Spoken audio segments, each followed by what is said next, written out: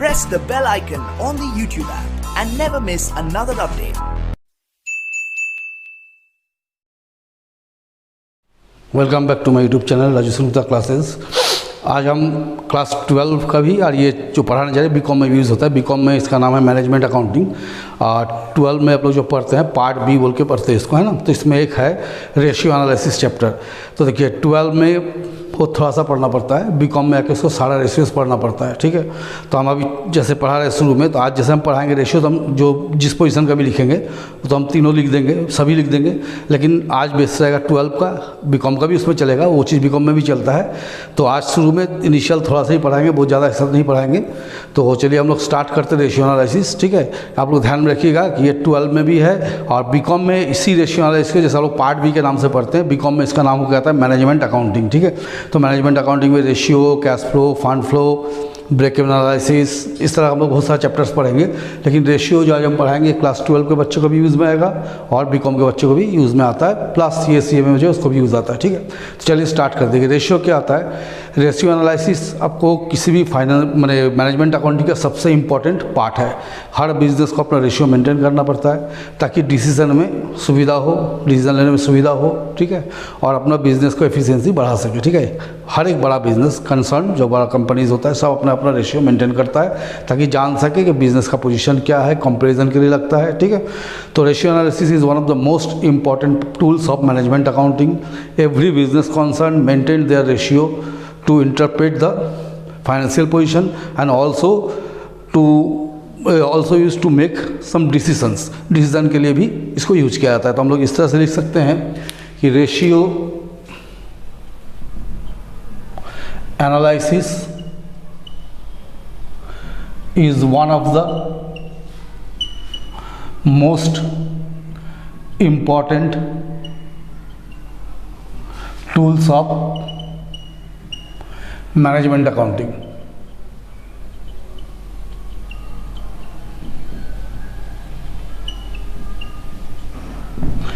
Every business maintain its ratio to operate the business efficiently, and it's useful in decision making, ठीक है। तो हम क्या लिखें कि हर बिजनेस अपना रेशियो मेंटेन करता है, ताकि बिजनेस में डिसीजन लेने में सुविधा हो, इंटरप्रेट कर सके, ठीक है। तो रेशियो जब पढ़िएगा, देखिए रेशियो दो तरह का, मतलब ऐसे समझाते हैं, जैसे होता है प्योर रेशियो, एक तो निकलता है परसेंटेज रेशियो। देखिए प्योर रेशियो में कैसे निकालते हैं, 2:1 हम लिखते हैं ना, इसको बोलते हैं प्योर रेशियो। आप परसेंटेज में क्या लिखते हैं, जैसे मानिए 10/100 इंटू 100, तो कितना हो गया 10%। तो एक परसेंटेज से निकलता है, एक प्योर इस तरह से निकलता है, ठीक है। तो हम लोग लिखेंगे ratios are classified in following 3 categories. Ratio को हम लोग 3 कैटेगरी में बांटेंगे। पहला क्या होगा, पहला हम लोग पढ़ेंगे ए, फाइनेंशियल पोजीशन रेशियो।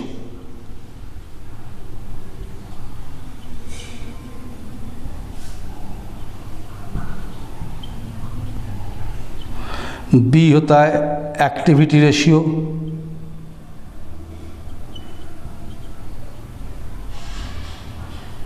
और टर्नओवर रेशियो।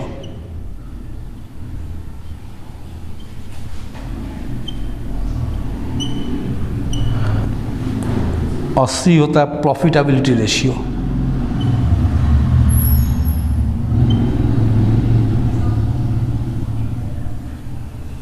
तो रेशियो को हम लोग कितना भाग में बांटेंगे, 3 भाग में, है ना।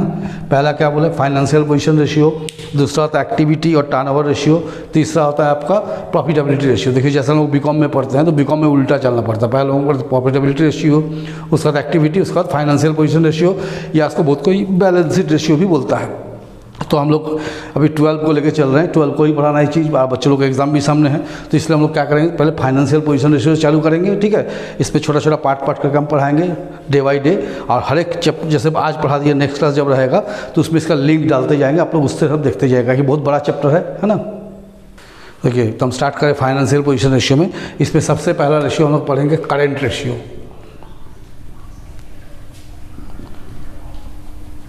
इसका फॉर्मूला होता है करेंट एसेट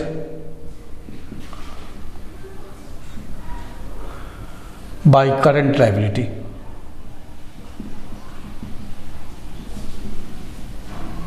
ठीक है, देखिए इसका सबसे प्रेफरेबल फॉर्म कितना माना जाता है करेंट रेशियो का, 2:1, यानी 2 भाग करेंट एसेट अगर है तो 1 भाग करेंट लायबिलिटी होना चाहिए। माने करेंट लायबिलिटी 1 तो करेंट एसेट 2 होना चाहिए। ठीक है, तो करेंट एसेट क्या क्या कॉन्सिस्ट करता है, ठीक है। करेंट एसेट में आता है क्या क्या, cash plus bank plus trade receivable plus inventory plus prepaid expenses plus outstanding incomes plus short term investment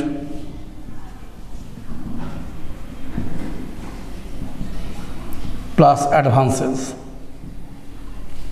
देखिए यहाँ क्या लिखे, cash, bank, trade receivable, inventory, prepaid expenses, in outstanding income, short term investment, advances. ये current asset क्या होता है, वो asset जो 1 साल के अंदर कैश में कन्वर्ट हो सकता है, या जिसको हम लोग कैश में कन्वर्ट कर सकते हैं, उसको क्या बोलते हैं, करंट एसेट। ठीक है, और 1 साल से ऊपर चला जाता है वो आपका लॉन्ग टर्म एसेट पहले चला जाता है। ठीक है, तो करंट एसेट में हम लोग क्या क्या लिखे, देखिए cash, bank, trade receivable, inventory, prepaid expenses, outstanding income, short term investment, advances. इसी तरह हम लोग करंट लायबिलिटी को भी लिखेंगे।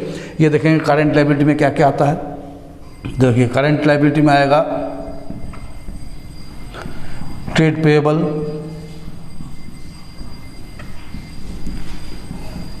Plus bank overdraft plus outstanding expenses plus prepaid income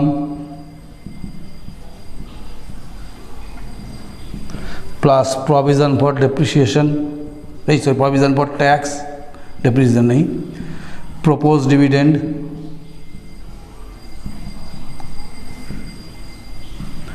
plus unclaimed dividend।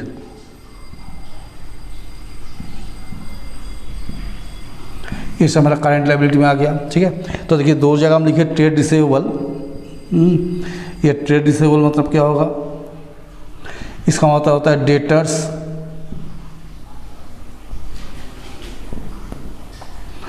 Plus bill सेबल। सिमिलरली ट्रेड पेएबल मतलब क्या होगा, ट्रेड पेएबल मतलब होगा क्रेडिटर्स प्लस बीपी। ये हो गया। दूसरा इसमें हम लोग पढ़ेंगे लिक्विडिटी रेशियो। इसका दूसरा नाम है एसिड टेस्ट रेशियो, या तीसरा नाम है क्विक रेशियो। 3 नाम से इसको जानते हैं। क्या क्या नाम बोले, liquidity ratio, acid test ratio या क्विक रेशियो। इसका प्रेफरेबल फॉर्म होता है 1:1। तो इसका फॉर्मूला हम लोग क्या लिखेंगे, लिक्विड एसेट और quick asset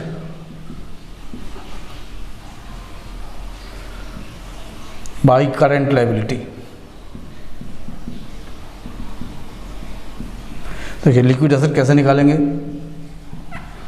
liquid assets equals to current asset minus inventory या स्टॉक, है ना, प्लस प्रीपेड एक्सपेंसेस। क्या बताएं, लिक्विड एसेट कैसे निकालेंगे, current asset minus inventory plus prepaid expenses. और यदि आप ऐसे निकालना चाहते हैं लिक्विड एसेट में भी ऐसे लिख सकते हैं, cash plus bank plus trade receivable plus outstanding incomes plus short term investment, इसको भी हम लोग ऐसे भी लिख सकते हैं। ठीक है, तो हम दो चीज़ बता देंगे, आसान यही है कि लिक्विड एसेट कैसे निकालेंगे। करंट एसेट में से देखिए, जैसे करंट एसेट यहाँ लिखे हैं तो इसमें दो चीज़ जुड़ा हुआ है, प्रीपेड एक्सपेंसेस और इन्वेंटरी। ये दोनों को अगर माइनस कर देंगे तो क्या आ जाएगा, लिक्विड एसेट। ठीक है, इसका प्रेफरेबल फॉर्म क्या हो गया, 1:1। फिर देखते आगे दो रेशियो लिखते हैं। देखिए तीसरा हम लोग पढ़ेंगे डेब्ट इक्विटी रेशियो।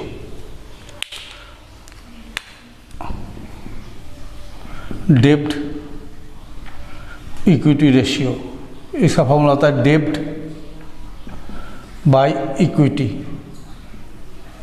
देखिए डेब्ट, इसका भी प्रेफरेबल फॉर्म होता है 2:1। आप लोग इस चीज़ का ध्यान रखिएगा कि आपको तो MCQ होने जा रहा है तो पूछ सकता है कि प्रेफरेबल फॉर्म क्या है। 4 ऑप्शन देगा तो आपको याद रखना है कि डेब्ट इक्विटी का प्रेफरेबल फॉर्म होता है डेब्ट बाय इक्विटी। तो देखिए 2:1, तो डेब्ट में क्या क्या आएगा, डेब्ट मीन यहाँ पर लॉन्ग टर्म लोन्स। ठीक है, जैसे debenture, bank loan, long term borrowing, plus long term provision, ये सब इसके अंदर आएगा। ठीक है, फिर जैसे हम लोग इक्विटी पढ़ेंगे तो इक्विटी मतलब क्या हो गया, शेयर होल्डर फंड। तो क्या लिखेंगे, जैसे equity share capital plus preference share capital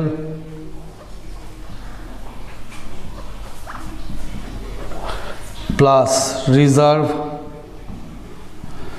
plus profit and loss account plus retain earning अगर दिया हुआ है, माइनस अगर ऐसा दिया है प्रीलिमिनरी एक्सपेंसेस वगैरह तो preliminary expenses, discount on debenture, इस तरह का कुछ लिखा हुआ है तो उसको माइनस कर देना है। तो क्या बताएं, इक्विटी में क्या क्या लेना होगा, equity share capital plus preference share capital plus reserve plus profit and loss plus retain earning minus preliminary expenses minus discount on debenture. ठीक है, चौथा लोग निकालेंगे प्रोप्राइटरी रेशियो।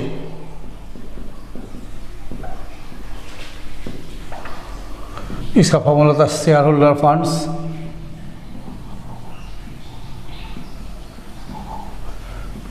बाय टोटल, बहुत कोई इंटेंजिबल टेंजिबल टोटल एसेट कर दीजिए ना। देखिए share holder funds,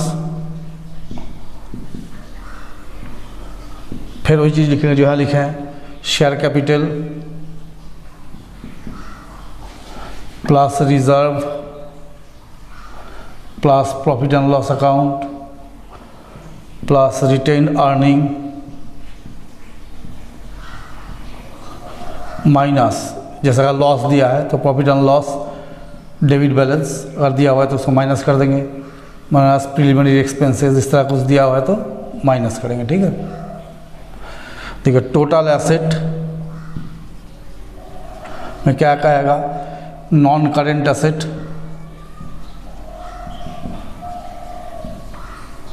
plus current asset. उन्हें पांचवा लिखेंगे interest coverage ratio.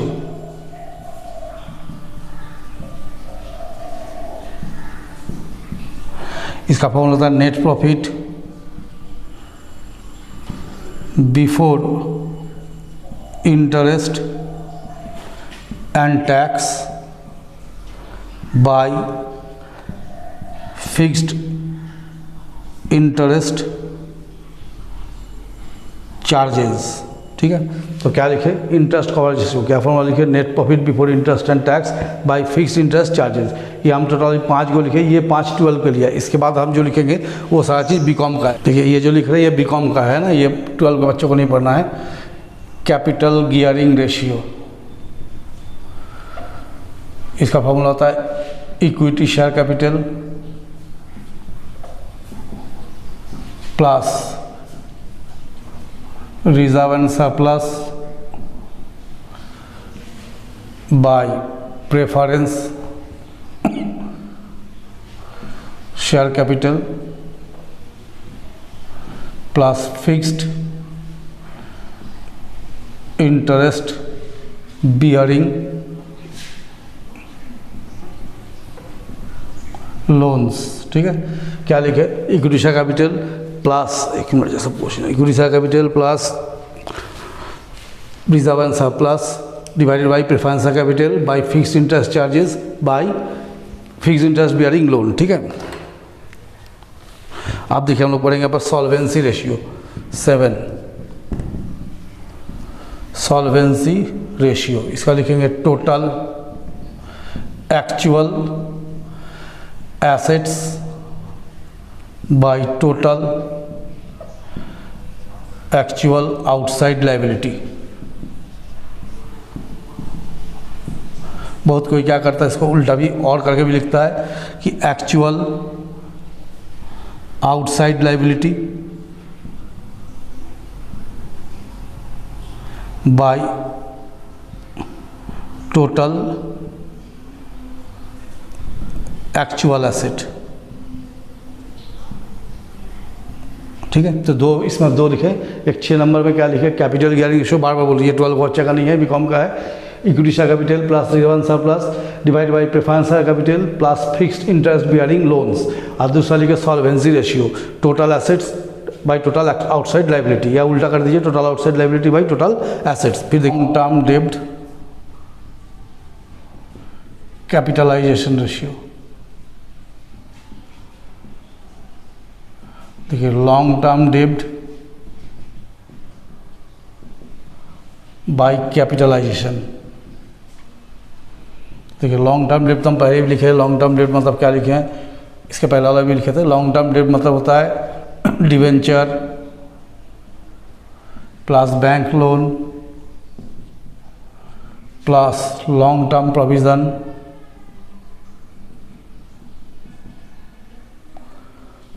Plus loan from others, ठीक है, ये हो गया लॉन्ग टर्म लोन में लिखे थे। अब देखिए कैपिटलाइजेशन में क्या आता है, capitalisation equals to share capital plus reserve fund plus profit and loss plus long term डेब्ट, ये हो गया। 9th में हम लिखते हैं प्रेफरेंस डिविडेंड कवरेज रेशियो, इसका फॉर्मूला क्या है, net profit after interest and tax divided by preference dividend.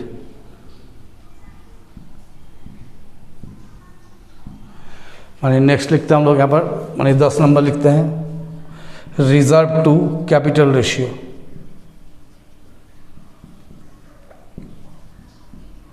तो इसको लिखेंगे रिजर्व बाय कैपिटल, ये हो गया। तो यहाँ पर 4 लिखे, हम क्या लिखे, लॉन्ग टर्म डेब्ट कैपिटलाइजेशन रेशियो, लॉन्ग टर्म डेब्ट बाय कैपिटलाइजेशन, ठीक है। तो लॉन्ग टर्म डेब्ट तो पहले ही बताया, debtors, bank loan, long term provision plus loan from others. Capitalisation में क्या करना है, share capital, reserve fund, profit and loss plus long term डेब्ट जोड़ देना है। इसका देखिए प्रेफरेंस डिविडेंड कवरेज रेशियो, तो इसका फॉर्मूला हो गया net profit after interest and tax by preference dividend, और 10 में लिखे रिजर्व टू कैपिटल रेशियो, तो इसका फॉर्मूला हो गया रिजर्व बाई कैपिटल। देखिए अब 11 नंबर हम लोग क्या लिखेंगे यहाँ पर, टोटल डेब्ट to total tangible assets ratio,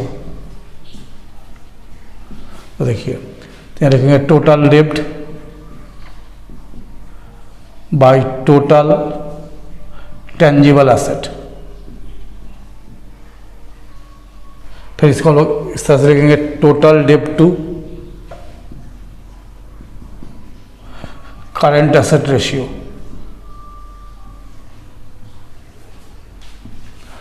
total डेब्ट बाय करंट रेशियो। देखिए टोटल डेब्ट जब हम लिख रहे हैं तो टोटल डेब्ट का मतलब क्या हो जाएगा, टोटल डेब्ट इक्वल्स टू लॉन्ग टर्म डेब्ट प्लस शॉर्ट टर्म डेब्ट, दोनों आ जाएगा,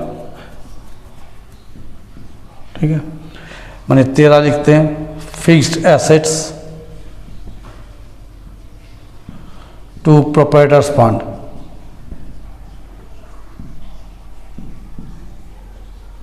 तो इसका फॉर्मूला हो गया फिक्स्ड एसेट्स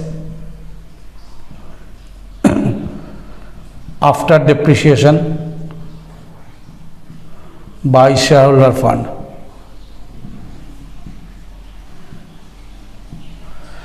माने फिर होता है डिविडेंड टू प्रॉफिट रेशियो,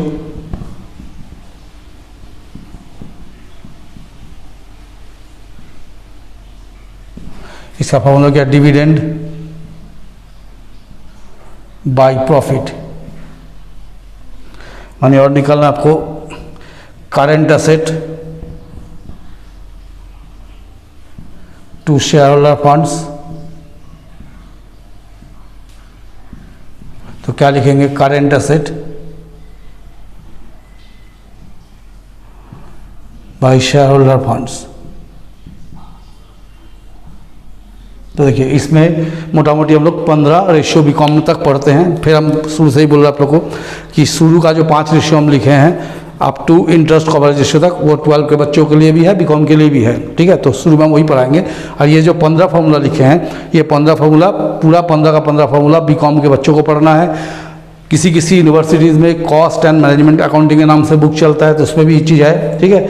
और हमारे यहाँ कॉस्ट का भी अलग चलता है, मैनेजमेंट अकाउंटिंग का भी एक अलग बुक होता है। तो ये मैनेजमेंट अकाउंटिंग का एक पार्ट आप लोग पढ़ रहे हैं, बार बार समझिए। आप लोग जो पार्ट बी पढ़ते हैं, पार्ट बी बोल के कोई अकाउंट्स का बुक नहीं होता है, part B is a part of management accounting. Management accounting का एक पार्ट बी पार्ट होता है, जिसमें सबको रेशियो एनालिसिस चैप्टर पढ़ना है। तो हम इसमें 3 रेशियो लिखे थे, financial position ratio, activity ratio और प्रॉफिटेबिलिटी रेशियो। तो फाइनेंशियल पोजीशन रेशियो में टोटल 15 रेशियो पढ़ना पड़ता है, ठीक है, जिसमें से 11-12 के बच्चों के लिए सिर्फ 5 रेशियो पढ़ना है। उस 5 रेशियो में भी 2 रेशियो हम पढ़ाएंगे, ठीक है। यहाँ लिखे हैं ना, from the following calculate current ratio, liquidity ratio. ये हम कुछ एसेट्स का नाम और लाइबिलिटी का नाम लिखे, इससे हमको करंट रेशियो और लिक्विड रेशियो निकालना है, ठीक है। तो पहले चलिए हम लोग निकालते हैं करंट रेशियो। तो करंट रेशियो का फॉर्मूला हम लोग क्या लिखे थे, current ratio equals to current asset by current liability.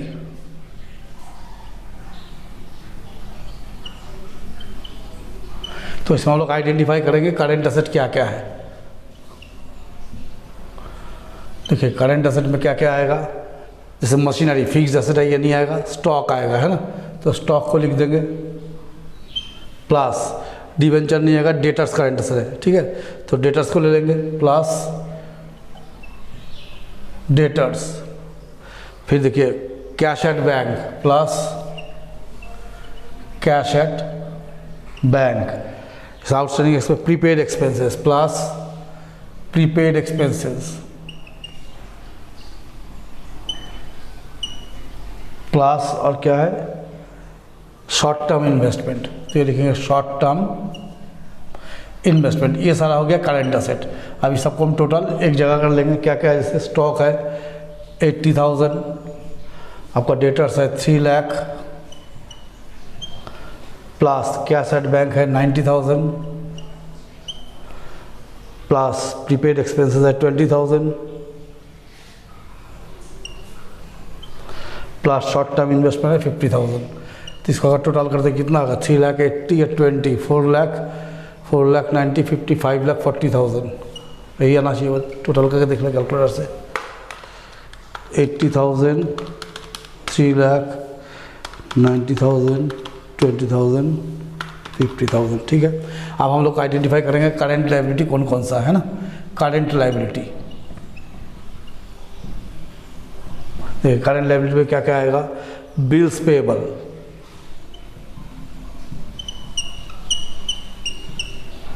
Plus outstanding expenses,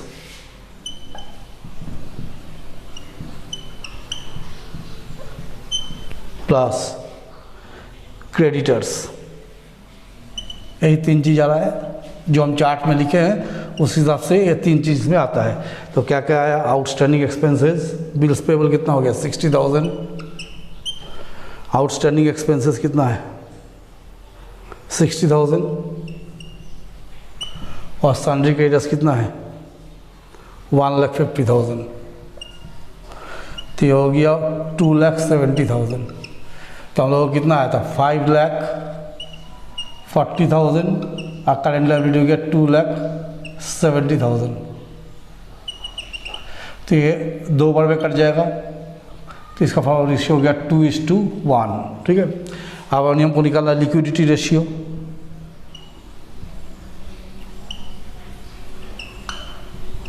या क्विक रेशियो